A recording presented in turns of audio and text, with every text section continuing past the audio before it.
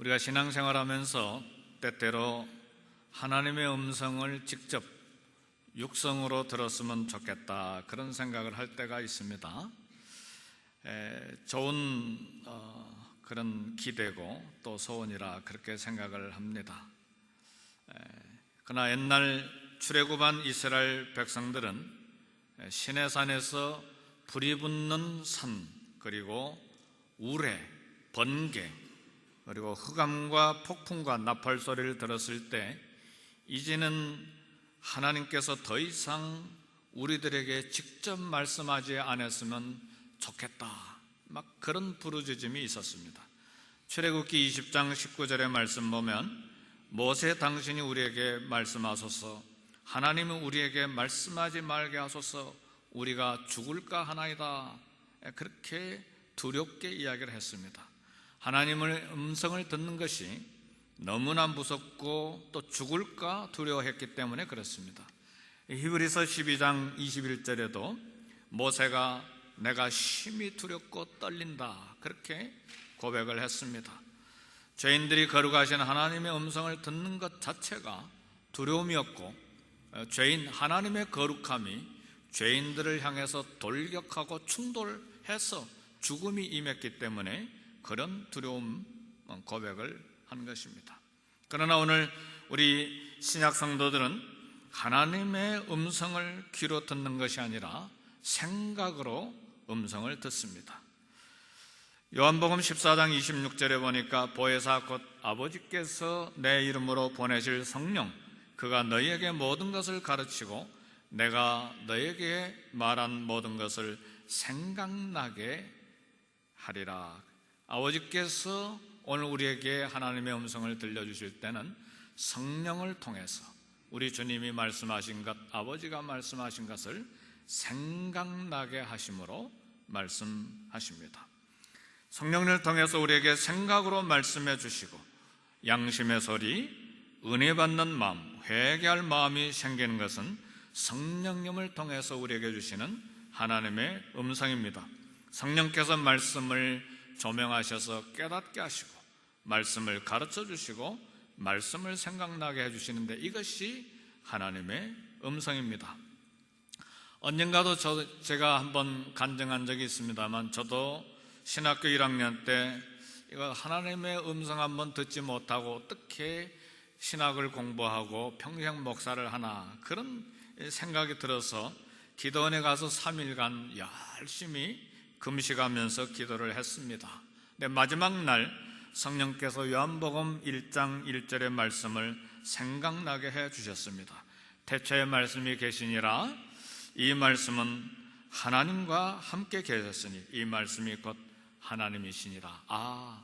말씀을 듣는 것이 하나님의 음성을 듣는 것이구나. 그러니까 이 태초에 말씀이 계신다는 이 요한복음 1장 1절의 말씀을 성령께서 이 말씀을 저에게 생각나게 하신 것인데, 이것이 하나님의 음성을 생각으로 듣게 하신 그런 간증입니다. 우리 신약시대의 성도들은 더 이상 옛날 시내산처럼 참 심히 떨리고 죽는 것과 같은 두려움 가운데서 하나님의 음성을 듣지 않습니다. 우리가 하나님의 음성을 들을 때는 더 이상 노예의 공포라든지 비참한 두려움이라든지 이런 기절하게 만드는 놀람이 없습니다. 우리 성도들은 소망과 기쁨으로 이 영광스러운 복음을 받았기 때문에 그렇습니다. 그렇게 된 결정적인 이유가 있습니다. 구약시대 때는 전혀 상상하지 못한 일입니다.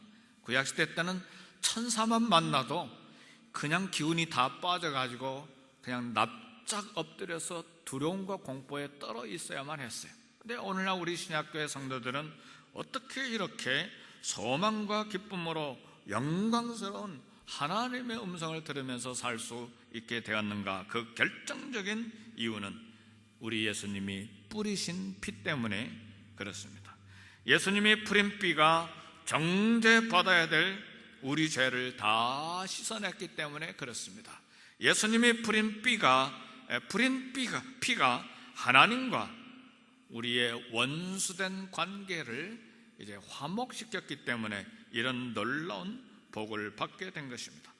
오늘 주일 아침에 특별히 사순절을 맞이해서 예수님이 뿌리신 피는 어떻게 소중하고 보배로운 것인가를 이야기를 나누기를 원합니다.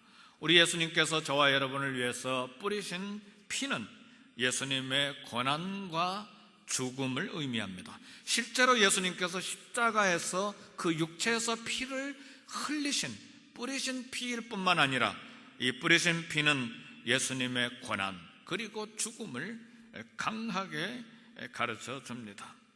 예수님이 십자가에서 피를 뿌리셨다는 것은 자기의 생명을 내어놓으신 것을 말합니다.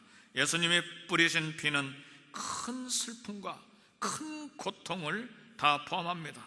왜요? 피와 같이 흘린 땀, 상한 마음, 그리고 아버지로부터 버림받은 극심한 고통, 그래서 큰 슬픔과 깊은 고통까지를 다 포함하는 것입니다. 나의 하나님, 나의 하나님, 어찌하여 나를 버리셨나이까? 처절하게 하나님의 외면을 고통스럽게 외치신 것입니다. 예수님이 십자가에서 죽으신 것은 그 결과로 말미암아 우리가 평화를 이루고 그리고 나음을 입게 하신 것입니다. 그가 징계를 받음으로 우리가 평화를 누리고 그가 채찍에 맞음으로 우리가 나음을 입었도다. 이 결과로 말미암아 오늘 저와 여러분들은 하나님과 평화하게 됐고 우리 모든 죄의 상처에서 씻음을 받고 고침을 받은 엄청난 복을 받게 됐습니다.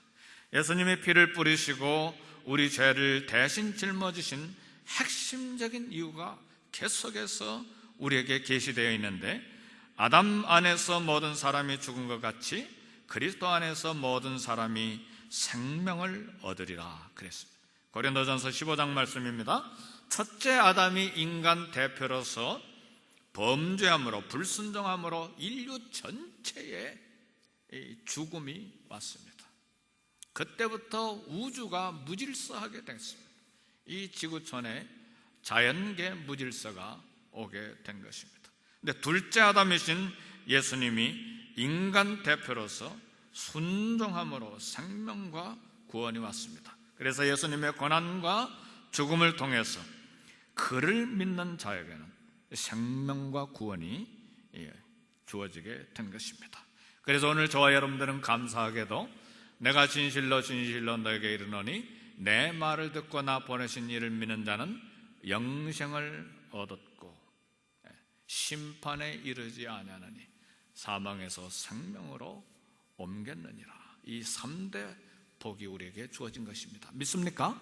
영생을 얻었고 미래의 심판에 들어가지 아니하고 이미 과거에 사망에서 생명으로 옮겨지는 놀라운 복이 저와 여러분들에게 주어진 것입니다.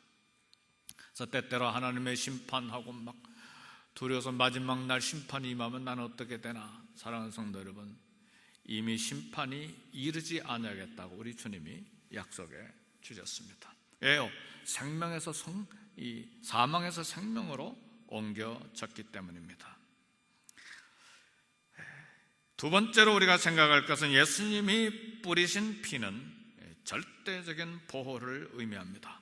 이스라엘이 출애굽할 때에 하나님께서 이집트의 모든 초태생과 장자를 다 죽이기로 그렇게 결정을 하셨습니다. 그런데 그날 밤에 이스라엘은 어린 양의 피를 가득 담은 대야에서 이렇게 우슬초를 뭉치를 가지고 담가가지고 피를 찍어서 자기 집들 그 문틀 옆에와 위에다가 다 발랐습니다. 그래서 하나님께서 천사에게 명령하기를 문설주에 문틀 양쪽과 위에 피가 발라진 집은 들어가지 마라.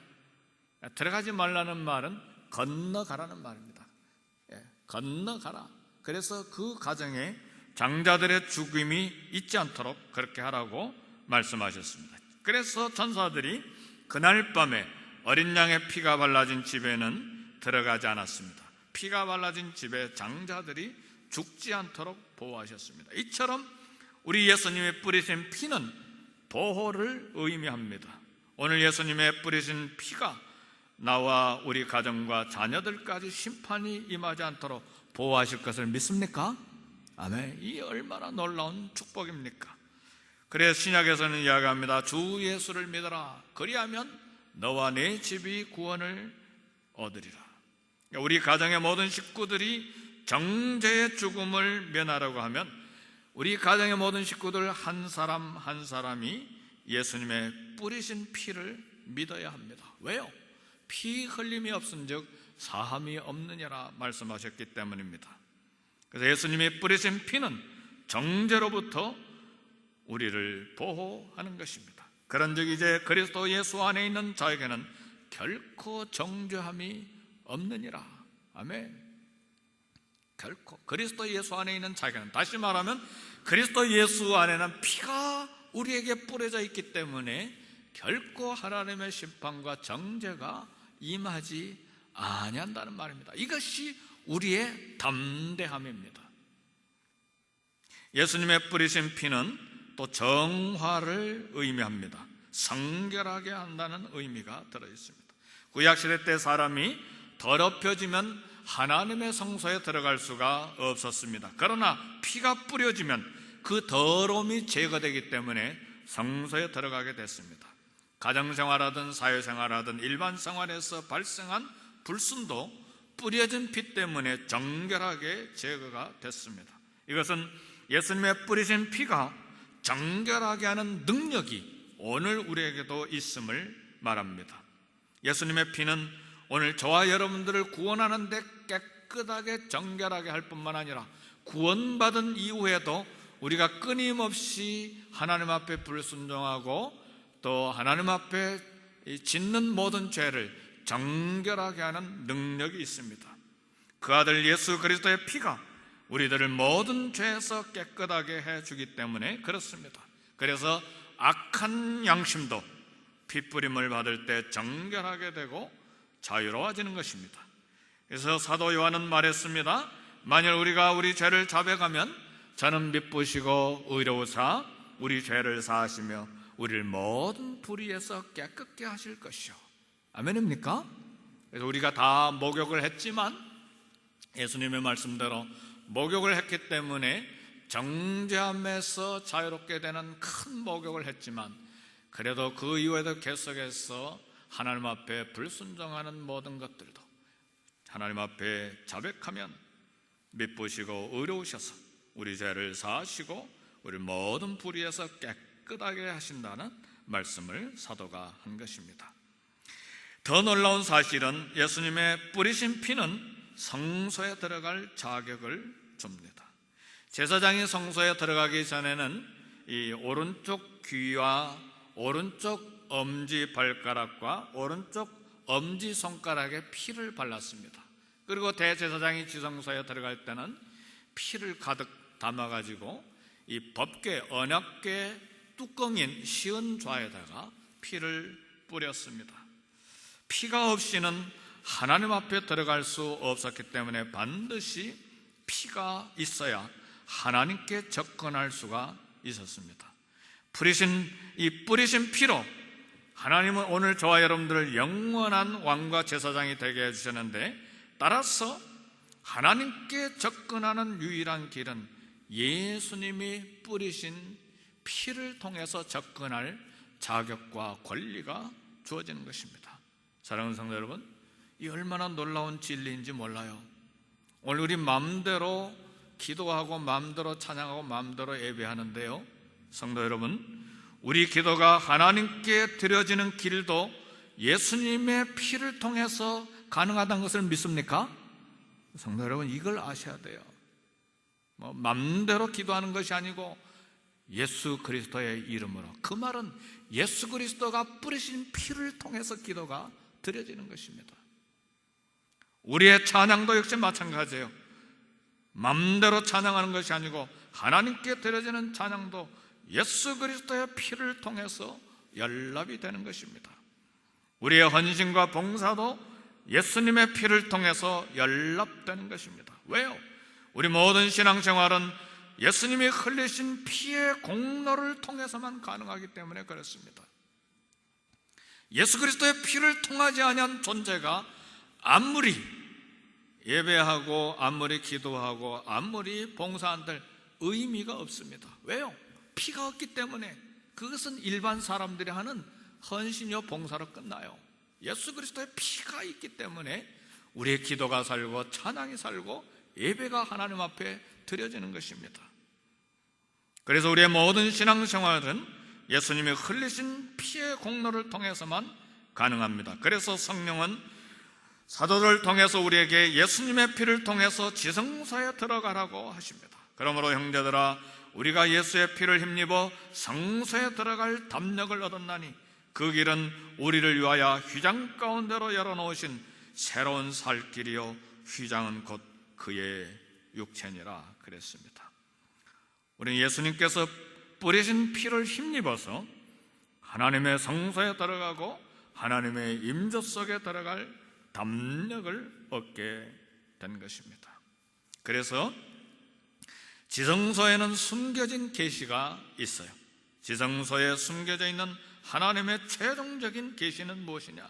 어린 양과 예수님의 보혈입니다. 예수님의 뿌리신 피는 은혜 시대의 가장 중심적인 진리입니다. 죄를 제거하는 예수님이 뿌리신 피에 대한 감사를 모른다면 아직도 복음의 기초를 배우지 못한 거예요. 예수님의 피를 말하지 아니하고는 우리 신앙생활도 말할 수가 없고 믿음도 말할 수가 없습니다. 예수님의 피가 없이 아무것도 우린 존재 가치가 없게 되는 것입니다. 하나님의 임재도 그리스도의 피를 통하지 않고는 올 수가 없어요. 그래서 가끔 우리 새가족방 공부할 때 그런 이야기를 합니다. 무슨 자격으로 하나님 앞에 나와서 예배를 드립니까? 성도 여러분, 무슨 자격으로 하나님 앞에 나와서 예배를 드립니까? 지난 한 주간 동안에 경건 생활하고 헌금도 하고 불우한 사람도 돕고 말씀 묵상도 하고 그 공로로 하나님 앞에 자격 얻어서 예배를 드립니까? 어림도 없습니다. 어림도 없어요. 예수 그리스도의 피가 아니면 한 발자국도 하나님 앞에 나올 수가 없어요. 왜요? 피가 없는 한 우리는 더러운 죄인이요 정죄받아 심판받아 지옥에 들어갈 그런 신분이기 때문에 오직 예수 그리스도의 피의 공로에 의해서 하나님 앞에 나와 예배를 드리는 것입니다. 그러므로 형제들아, 우리가 예수의 피를 힘입어 성소에 들어갈 담력을 얻었나니 그 길은 우리를 위하여 휘장 가운데로 열어놓으신 새로운 살 길이요 휘장은 곧 그의 육체니라. 그래서 우스갯소리로 그런 이야기를 하죠. 아침에 교회에 나오려고 하는데 부부싸움이 그냥 심하게 일어났어요. 이래가지고는 도무지 양심이 가책이 돼가지고 하나님 앞에 예배드리지 못하겠다. 그럼 누구 공로로 주님 앞에 나오겠다고 하는 생각입니까? 내 의의 공로로. 부부간에 화평이 있고 정결하게 사는 그 의를 가지고 하나님 앞에 나오겠다고 하는 생각이 그 속에 들어있는 거예요. 우리는 어떤 상황에 있든지 예수 그리스도의 피의 공로에 의해서 하나님 앞에 나오게 되는 것입니다. 믿습니까? 이 얼마나 놀라운 은혜입니까? 그러니까 당연히 나와서 하나님 앞에 예배 드려야죠. 성도 여러분, 우리의 생명의 빛인 생명의 샘물인 우리 예수 그리스도의 은혜도 그리스도의 피를 통해서 오는 것입니다. 성령의 충만도 그리스도의 뿌리신 피를 통해서 주어지는 것입니다. 만약에 주께서 뿌리신 피가 없다면 메시아 사역도 없고 구세주도 없습니다. 메시아 사역의 핵심은 피를 뿌리는 일이기 때문에, 십자가에 죽는 사역이기 때문에, 그래서 이스라엘 백성들이 예수님을 왕으로 삼으려고 그렇게 예수님을 힘들게 했어도 주님은 홀로 산에 가서 기도하신 이유가 뭡니까?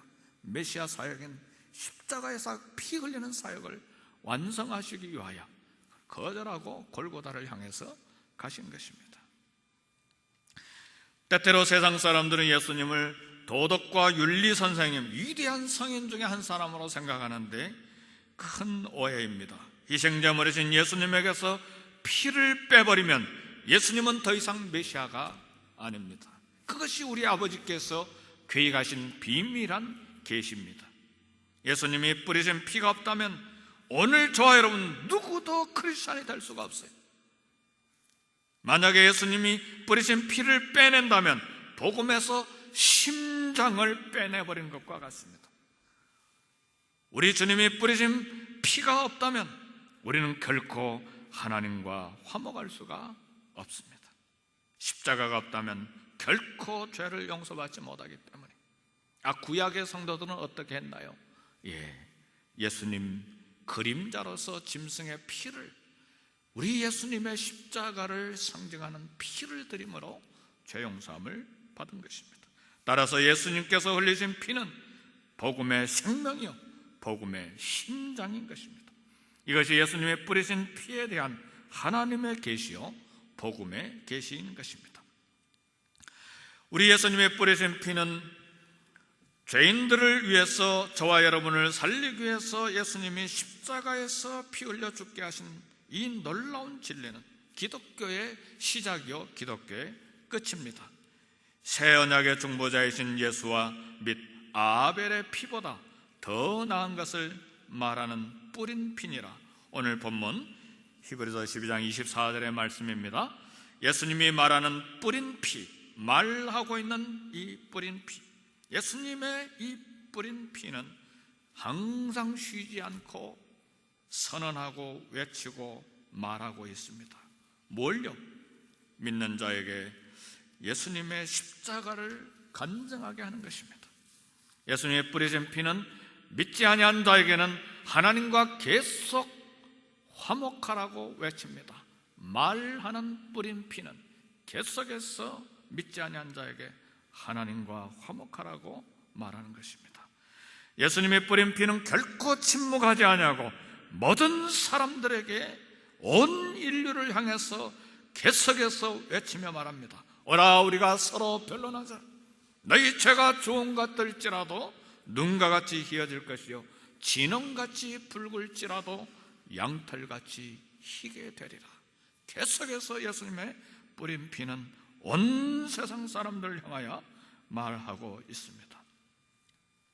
아담과 하와의 둘째 아들 아벨이 형 가인에게 죽임을 당했는데, 아벨의 피는 우리에게 뭘 가르쳐 주느냐? 참 믿음이 무엇인가, 참 순종이 무엇인가를 가르쳐 줄 뿐입니다. 그러나 예수님이 뿌린 피는 아벨의 피보다 더 나은 것이 무엇인가? 에베소 1장 7절의 말씀 보니까 그의 은혜의 풍성함을 따라 그의 피로 말미암아 구속 곧 죄사함을 받았으니, 예수님께서 저와 여러분을 위해서 흘리신 피는, 뿌려주신 피는 구속 곧 죄사함을 주는 피입니다. 내가 저희 불의를 긍휼히 여기고 저희 죄를 다시 기억하지 아니하리라. 히브리서 8장의 말씀입니다. 요한일서 1장 7절 말씀은 그 아들 예수의 피가 우리를 모든 죄에서 깨끗하게 하실 것이요. 오늘 저와 여러분들은 예수 그리스도의 뿌린 피 때문에 정결한 하나님의 거룩한 자녀가 된 것을 믿습니까? 이미 다 깨끗하게 해놓으셨기 때문에. 이것들이 예수님이 뿌린 피가 아벨의 피보다 나은 이유들입니다. 이 흘리신 피로 우리는 죽음에서 해방되고 생명을 얻었습니다. 말씀을 마칩니다. 예수님을 믿을 때 예수님이 흘리신 피가 저와 여러분들에게도 뿌려진 것을 믿습니까? 아멘입니까? 예수님을 믿을 때 예수님의 피가 우리에게도 뿌려진 것입니다. 주께서 흘린 피가 율법의 정죄로부터 나를 완벽하게 보호하고 있는 것을 믿습니까? 아멘입니까? 그래서 그러므로 예수 그리스도 안에 있는 자에게는 결코 정죄함이 없다고 로마서 8장 1절에서 선언한 것입니다. 주님께서 흘리신 피로 오늘 저와 여러분이 죄 씻음을 받아 정결하게 된 것을 믿습니까? 아멘. 그리고 예수님의 피로 하나님의 지성소에 접근하는, 지성소에 들어갈 수 있는 담대함을 얻게 된 것입니다. 그래서 우리가 하나님 앞에 이렇게 자유롭게 담대하게 나와서 예배를 드리는 것입니다. 천국에 들어가기를 원하십니까? 반드시 예수님이 뿌리신 피를 가져야 합니다. 천국에 들어갈 자격은 돈을 억만금 주고도 천국 문을 열 수가 없어요. 몸을 불사르는 데 내어줘서 남을 위해서 희생해도 그거 가지고 천국 들어가는 것이 아니고, 천국 문을 열 수 있는 유일한 열쇠는 예수님의 피를 믿는 믿음입니다. 믿습니까? 이 예수님의 피야말로 복음의 핵심이에요. 우리 기독교의 시작이요 마지막이 바로 예수님의 피입니다. 그렇다면 이제는 믿지 아니하는 사람들에게 그들도 예수님이 뿌리신 흘리신 피로 눈보다 더이게 될 것이라고 우리가 말해야 합니다. 그리고 주님의 피 뿌리심을 받은 성도는 이제는 우리 예수님 우리에게 주신 새 계명을 가지고 내가 너희를 사랑한 것 같이 너희도 서로 사랑하라. 성도 여러분, 많은 경우에 예수님이 나 위에 살을 찢기시고 피를 다 쏟아주셔서 이 얼마나 은혜에 감사한가.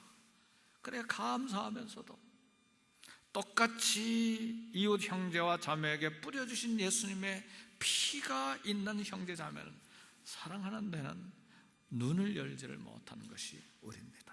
그래서 우리 주님이 새 계명을 주신다고 말씀하시면서 내가 너희를 사랑한 같이 너희도 서로 사랑하라. 이 보배로운 피를 받은 우리에게 주어진 사명은 내가 너희를 사랑한 같이 너희도 서로 사랑하라. 그래서 요한일서 4장에서는 말합니다. 하나님이 우리를 사랑하사 우리 죄를 속하기 위하여 화목제물로 그 아들을 보내셨습니다. 그러므로 사랑하는 자들아, 하나님이 이같이 우리를 사랑하였은즉 우리도 서로 사랑하는 것이 마땅하도다. 마땅하도다. 우리는 사랑을 덜컥 받아먹고 사랑 흘려보내는 데는 많이 인색하죠. 우리 잣대를 가지고 저 사람은 사랑받을 자격이 없어, 그리고 손가락질을 하잖아요. 우리의 인색함이고 우리의 무지이고 어떤 면에서 아직 하나님의 온전한 사랑을 깨닫지 못한 사람이죠. 그래서 요한일서 말씀은 온전한 사랑은 두려움을 내쫓는다 그랬어요. 그리고 아직 두려워하는 사람은 아직 사랑 안에서 온전하게 되지 못한 사람이라 그랬어요. 성도 여러분, 마지막으로 우리가 생각해야 될 것은 예수님이 뿌리신 피에 대해서 우리가 찬송해야 합니다. 찬송해야 돼요. 오늘 저와 여러분들의 가치는 무엇입니까? 저와 여러분들이 보배롭고 존귀한 가치를 갖는 것은 예수님의 피값에 있습니다. 그리스도의 보혈이 투자되었기 때문에 저와 여러분들의 보배롭고 존귀한 가치를 갖습니다. 그러므로 우리는 어린 양을 노래해야 되는 것입니다. 죽임을 당하신 어린 양이 능력과 부와 지혜와 힘과 존귀와 영광과 찬송을 받으시기에 합당하도다. 사순절을 맞이해서 한 주간 또 보내는 동안에 어린 양, 나와 여러분을 위하여 피를 흘리신 어린 양을 찬송하고 또 그분을 사랑하고 그분이 사랑하신 우리 이웃과 형제 사랑하기를 결단하는 사순절이 되기를 주의 이름으로 축복합니다. 우리 기도하십시다. 말씀 생각하시면서